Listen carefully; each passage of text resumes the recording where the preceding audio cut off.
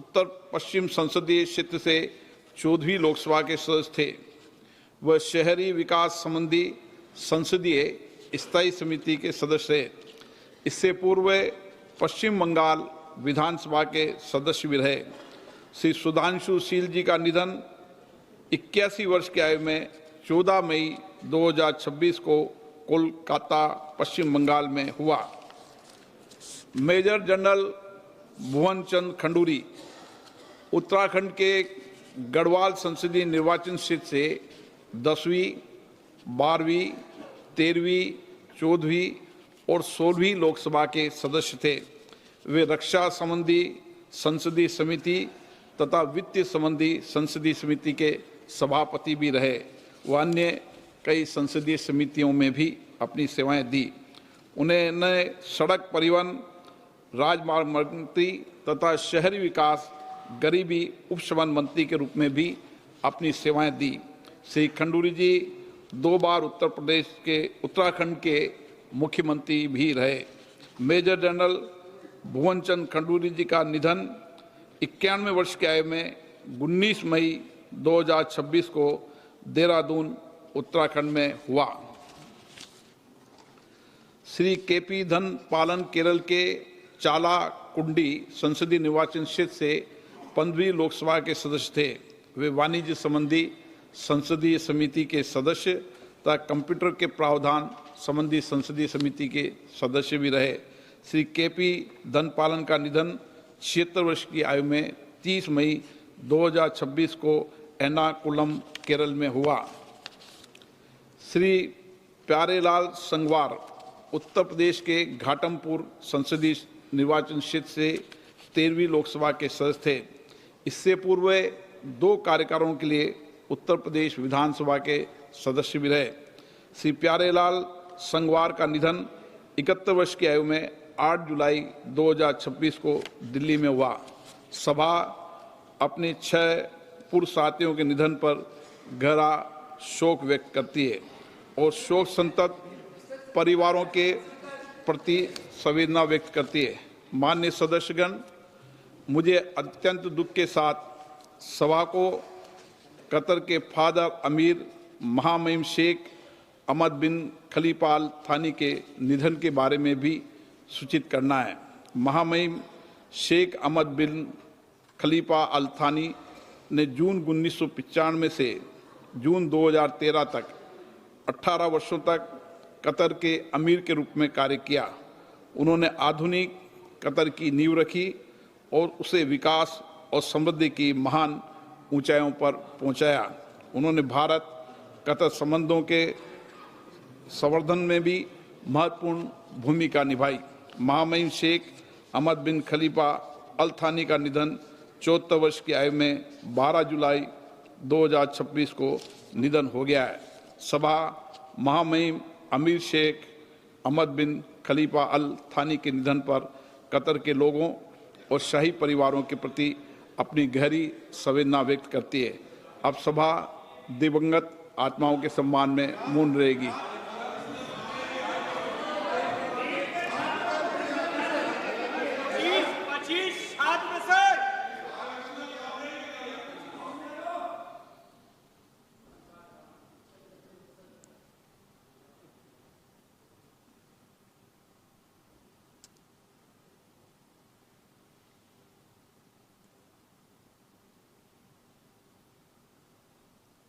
ओम शांति। प्रश्न। मान्य सदस्यगण, प्लीज आप निधन संबंधी उल्लेख के समय सदन की मर्यादाओं को बने रहिए। अपेक्षा तो करते हैं ना हम? नहीं, सदन के अंदर ये अपेक्षा है कि कुछ मर्यादाएं सदन की हमेशा रही है। उन मर्यादाओं, परंपराओं को पालन करना सबकी जिम्मेदारी है। मैं यही आपसे अपेक्षा करता हूं। नो, मेरी सदन में हमेशा ये अपेक्षा रहेगी कि सदन की परंपरा और प्रतिष्ठा को बनाए रखें। मैं सबको उचित समय देता हूं, सार्थक चर्चा हो, संवाद हो, तर्क हो, इसके लिए संसद है। आप तर्क से चर्चा करें, नारेबाजी से संसद की मर्यादा नहीं बनती है। प्लीज।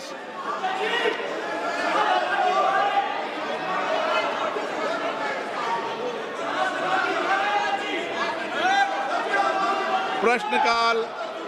प्रश्न नंबर 1, धवन लक्ष्मण भाई पटेल। धवन लक्ष्मण भाई पटेल। प्रश्न नंबर 1 रखा गया। मेरा प्रश्न मंत्री जी से यह है कि भारत की पांडुलिपि विरासत के संरक्षण हेतु प्रारंभ की गई ज्ञान भारत का पहला उद्देश्य और उसके प्रमुख घटक क्या है, तथा दक्षिण गुजरात के वलसाड संसदीय क्षेत्र के दोड़िया, कोकड़ा और वाली जैसे जनजाति के मौखिक और पांडुलिपि परंपराओं के दस्तावेजीकरण किया जा रहा है और इसमें AI का उपयोग किया जा रहा है। माननीय अध्यक्ष महोदय, विरासत हमें दिशा भी देता है, विरासत हमें दर्शन भी देता है, और इसलिए मोदी जी ने विकसित भारत की जब कल्पना करी तब रेड फोर्ट से अपने उद्बोधन में कहा था कि हमें विकसित भारत बनाना है। तो विकसित भारत बनाने के लिए हम प्रेरणा कहाँ से लेंगे? मोदी जी ने प्रण दिलवाते हुए देश को कहा था कि हम विकसित भारत बनाने के लिए संकल्प करेंगे, विकसित भारत बनाने का। दूसरा प्रण दिलवाते हुए गुलामी की मानसिकता को छोड़ने की बात कही थी, और तीसरा प्रण दिलवाते हुए मोदी जी ने कहा था कि विरासत से प्रेरणा लेकर हम विकसित भारत बनाएंगे। हमारे मैन्युस्क्रिप्ट हमारी विरासत है, और आज मंदिर के रूप में, शोक संस्थान के रूप में, महाविद्यालयों में, मठों में, जैन भंडारों में और निजी संग्रहालयों में हमारी मैन्युस्क्रिप्ट है।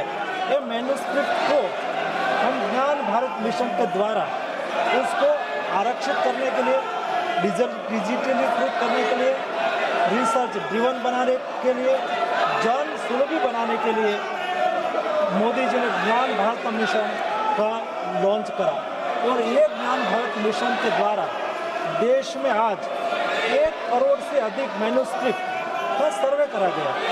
उसमें से ये मैन्युस्क्रिप्ट में से 8 करोड़ अब डिजिटलाइज्ड हो चुकी है, और उसमें से 3,70,000 मैन्युस्क्रिप्ट आज ऑलरेडी अपलोड हो चुकी है।